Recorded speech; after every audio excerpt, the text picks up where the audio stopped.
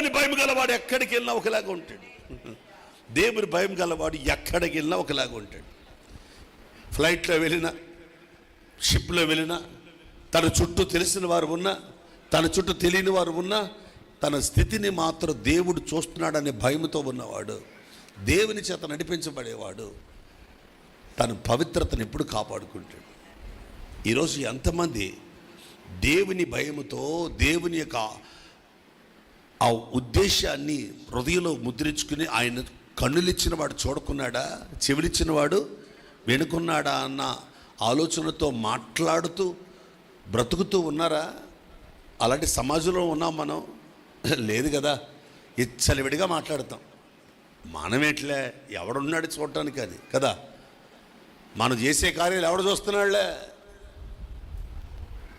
ఈరోజు నాకు గమనించండి, దైవ భయం అంతరించిపోతున్న పరిస్థితుల మధ్య ఈ ఆవేదన, గలిబిలవుతున్న పరిస్థితులు, అల్లర్లు పెచ్చి పెరిగిపోతున్న దేశంలో కారణాలు ఏంటంటే అంటే దైవ భయం లేకపోవడం వల్లే. చెప్పండి, ఏం లేక? గట్టిగా చెప్పాలా?